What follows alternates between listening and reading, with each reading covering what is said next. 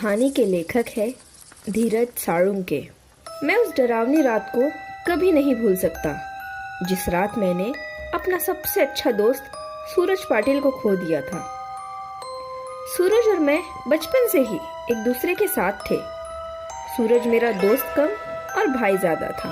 10वीं कक्षा के बाद हम दोनों ने लातूर के एक प्रतिष्ठित कॉलेज में प्रवेश लिया। हमारे लिए लातूर शहर अनजान था, पर कुछ दिनों में ही हम उस शहर का चप्पा चप्पा जान गए थे, क्योंकि सूरज और मैं पूरे दिन गांव में बाइक से घूमा करते थे। हम दोनों रोज रोज उसी शहर में घूमकर बोर हो चुके थे, इसलिए एक रात हमने लॉन्ग ड्राइव पर जाने का फैसला किया। हमने कामी गांव के जंगल में जाने का प्लान बनाया। हम कामी गांव के जंगल में कभी नहीं गए थे, पर हमने सिर्फ इतना सुना था कि कामी गांव का जंगल सिर्फ नाम का जंगल है, क्योंकि वहाँ हरे भरे पेड़ों के सिवाय कुछ नहीं था। क्योंकि उस जंगल में जो भी जंगली जानवर थे वो शिकार के कारण खत्म हो चुके थे, इसलिए रात में लॉन्ग ड्राइव पर जाने के लिए वो जंगल बिल्कुल सुरक्षित था। और उसी रात पूर्णमासी की रात भी थी, मौसम भी अच्छा था, इसलिए मैं सूरज के साथ कामी गांव के जंगल में जाने के लिए राजी हो गया। रात के 11 बजे हम कामी गांव के जंगल में दाखिल हो गए। हमने जैसा सुना था वैसे ही जंगल का रास्ता मक्खन की तरह मुलायम था। हमारी बाइक हवा से बातें करने लगी थी। वाकई बहुत मजा आ रहा था, पर मुझे इस बात से हैरानी हो रही थी कि हम जंगल के इतने अंदर दाखिल हो चुके थे, पर तब भी हमें रास्ते में एक भी गाड़ी नहीं दिखाई दे रही थी। जंगल का पूरा रास्ता सुनसान पड़ा हुआ था। तभी रास्ते में हमें एक पुल दिखाई दिया। सूरज ने उस पुल के बीचों बीच गाड़ी रोक दी। वह अंग्रेजों के द्वारा नदी में बनाया गया 100-200 साल पुराना ब्रिज था। पुल के बगल में एक बड़ा सा बोर्ड लगा हुआ था और उस पर लिखा हुआ था सेंट जॉर्ज ब्रिज। हम दोनों पुल पर गए और खड़े हो गए। पुल के नीचे से नदी बह रही थी और कोमल हवाएं चल रही थी। नदी के बहते हुए पानी में चांद दिखाई दे रहा था। इतने में दूर जंगल से भेड़िए की रोने की आवाज आई और पुल के ऊपर से बहने वाली हवाएं अचानक रुक गई। नदी का पानी भी थम सा गया और चांद एक काले बादल के पीछे गायब हो गया। तभी हमारे सर के ऊपर से एक टिटहरी भयंकर आवाज में चीखती हुई मंडराने लगी। मालूम हो हमसे कह रही हो कि यहाँ से जल्दी से भाग जाओ। तभी दोनों दोस्त एक दूसरे से बात करने लगे। सूरज, यहाँ कुछ अच्छा नहीं लग रहा है। टिटहरी का चीखना मतलब हमारे चारों तरफ खतरा मंडरा रहा है। हमें जल्दी यहाँ से निकल जाना चाहिए। तभी सूरज ने कहा, अरे भाई, कुछ अशुभ नहीं होता है, बस ये अंधविश्वास है। यहाँ खड़े रहो और चुपचाप नजारा देखो। तभी मैंने सूरज से कुछ दूर पुल के पास एक औरत को खड़े देखा।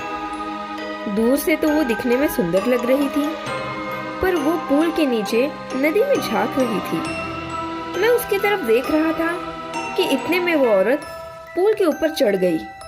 मैंने सूरज से कहा, सूरज, अपने पीछे देख, वो औरत क्या कर रही है।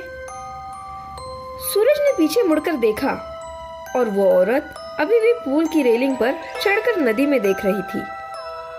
सूरज ने कहा, भाई, वो खुदकुशी करने की कोशिश कर रही है। सूरज ने मुझसे कहा, खुदकुशी? ये शब्द सुनकर मेरे हाथ पैर कांपने लगे, क्योंकि जब मैं एक बच्चा था तब मेरे दादाजी ने खुद को फांसी लगाकर खुदकुशी कर ली थी, और वो मैं ही था जो उन्हें पहली बार फांसी पर लटकते हुए देखा था। इधर सूरज उस औरत को रोकने के लिए उसकी तरफ भागा, लेकिन मैं वहीं खड़ा रहकर, क्योंकि फांसी पर लटकते हुए मेरे दादाजी मेरे सामने आ रहे थे। सूरज तेजी से चिल्लाया, अरे चाची, क्या कर रही हो? उतरो, वहां से गिर जाओगी। सूरज की आवाज सुनकर मैं होश में आया। सूरज उस औरत के बहुत करीब जा पहुंचा था और तभी वह औरत नदी में कूद गई। तब तक मैं दौड़ते हुए सूरज के पास जा पहुंचा। वो औरत हमारे सामने नदी में डूब रही थी और चीख रही थी, बचाओ बचाओ। पर हम उसे सिर्फ डूबते हुए देख रहे थे, क्योंकि हम दोनों बहुत ज्यादा डर गए थे और वो मदद के लिए बुला रही थी। फिर तभी सूरज ने अपनी टी शर्ट उतारा और पूल के रेलिंग पर चढ़ गया। मैंने उसका हाथ पकड़ा और पकड़कर उसे रोकने की बहुत कोशिश की, लेकिन वो नहीं माना। उसने मेरा हाथ अपने हाथ से छुड़ाकर उसी लड़की को बचाने के लिए नदी में कूद गया। सूरज नदी में कूदते ही उसने अपने आसपास देखा तो उसे वो औरत कहीं भी दिखाई नहीं दे रही थी। उसने सोचा वो डूब चुकी होगी। फिर उसने गहरी सांसें ली और पानी के अंदर डुबकी लगाई। कुछ देर बाद वो पानी के ऊपर आया, लेकिन वो लड़की कहीं नहीं दिखाई दे रही थी। मैंने आंखें बंद करके भगवान से प्रार्थना की, लेकिन जब मैंने आंखें खोली, मेरे बगल में ही पुल की रेलिंग पर वो औरत बैठी थी जो कुछ देर पहले नदी में कूद गई थी। वो किसी जंगली जानवर की तरह पुल की रेलिंग पर बैठी हुई थी और नदी में सूरज की तरफ देख रही थी। मैं मन ही मन सोच रहा था कि तभी मुझे लगा कि ये औरत नहीं बल्कि एक चुड़ैल है और मैं डर के मारे कांपने लगा और मैं जोर से चिल्लाया, सूरज। तभी वो चुड़ैल ने मेरी तरफ देखा और जैसे ही देखा मेरे सर से पैर तक कांपने लगा। उसका चेहरा काला और आंखें पीली थी। माथे पर बड़ा सा कुमकुम था और नाक में बड़ी सी नथनी। उसके नुकीले दांत उसके मुंह से बाहर निकले हुए थे और उसके नाखून जंगली जानवर की तरह लंबे थे और नुकीले भी। चुड़ैल ने कहा, क्या हुआ? मुझे ढूंढ रहे हो?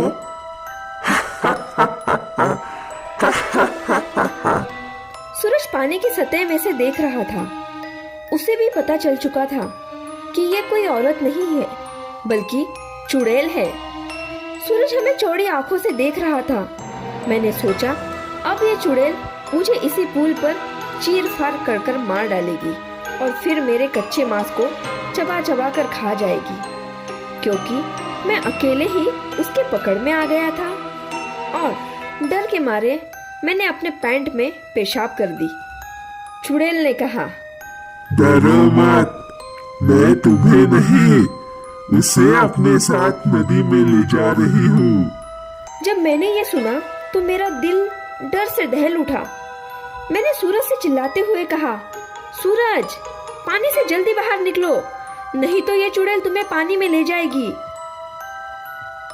सूरज पूरी तरह से डर गया था। उसके हाथ पैर सुन्न हो गए थे। उसे एहसास हो गया था कि वो अब नदी से बाहर नहीं निकल पाएगा, क्योंकि वो नदी के बीचों बीच था। चुड़ैल मेरे तरफ देखकर मुस्कुराई और फिर नदी में छलांग लगा दी। सूरज आखिरी बार चिल्लाया और चुड़ैल उसे पानी में अपने साथ ले गई। कुछ देर तक पानी में बुलबुले निकलते रहे, पर कुछ देर बाद वो भी बंद हो गए। मैं आंखें फाड़ फाड़ कर नदी में देख रहा था और सूरज को पुकारता रहा, और इतने में नदी के पानी में खून दिखाई दिया। मेरी आंखों में आंसू आ गए और मैं समझ गया कि उस चुड़ैल ने सूरज को मार दिया है। मैं वो सदमा बर्दाश्त न कर सका। मेरी आंखों के सामने अचानक अंधेरा सा छा गया और मैं उसी जगह पर बेहोश हो गया। जब मुझे होश आया तब सुबह हो चुकी थी। मैं 4-5 लोगों से घुरा हुआ था, पर काफी सारे लोगों की भीड़ जमी हुई थी। लोग पुल के नीचे झांक कर देख रहे थे। मैं उठा और दौड़कर पुल के पास गया और देखा पानी में नदी के किनारे सूरज की लाश तैर रही थी। उस चुड़ैल ने बड़े बेदर्दी से सूरज के सीने से दिल निकाल लिया था। मेरा सबसे अच्छा दोस्त मुझे छोड़कर चला गया था। उस दिन मुझे कामी गांव के लोगों से पता चला कि उस नदी में 100 साल पहले से किसी चुड़ैल का वास था। असल में हुआ ये था कि अंग्रेजों के जमाने में एक अंग्रेज अफसर ने सुंदरा नाम के एक औरत का बलात्कार कर दिया था। ये बात आसपास के गांव में फैल गई थी। इसी कारण सुंदरा से गांव की कोई भी औरत बात नहीं करती थी, क्योंकि सब लोग कहते थे कि उसकी पवित्रता नष्ट हो चुकी है। गांव के लोग उसे हर दिन ताने मारते थे। कुछ दिनों बाद सुंदरा के पति ने भी उसे छोड़ दिया। तब सुंदरा अपने घर चली आई। कामी गांव ही उसका मायका था, लेकिन वहाँ भी उसे बहुत बेइज्जती झेलनी पड़ी। वो हर दिन लोगों के ताने सुनकर तंग आ गई थी। इसलिए एक दिन पूर्णमासी की रात सुंदरा ने कामी गांव के सेंट जॉर्ज बीच से नदी में कूदकर खुदकुशी कर ली थी। मरने के बाद वो चुड़ैल बन गई और पूर्णमासी की रात सुंदरा उस ब्रिज पर आती थी और लोगों को इसी तरह कपट से अपना शिकार बनाती थी। कामी गांव के कुछ बुजुर्ग लोग ये भी कहते हैं 100 पुरुषों या लड़कों का दिल खाने के बाद वो चुड़ैल फिर से एक सुंदर औरत बनने वाली थी। इसलिए वो सिर्फ पुरुषों और लड़कों को अपना शिकार बनाती थी और उनका कच्चा दिल चबा जाती थी। सूरज के मरने के बाद कामी गांव के सेंट जॉर्ज ब्रिज पर कभी भी वो चुड़ैल नहीं दिखाई दी। इसलिए कामी गांव के लोगों का कहना ये है, मेरा दोस्त सूरज उस चुड़ैल का आखिरी शिकार था। उसके बाद वो फिर से जिंदा और सुंदर स्त्री बन गई और अभी वह किसी आदमी के साथ सामान्य जीवन जी रही है। दोस्तों, अगर आपको ये कहानी अच्छी लगी होगी तो हमारे चैनल को सब्सक्राइब करके लाइक, कमेंट और शेयर ज़रूर कीजिए।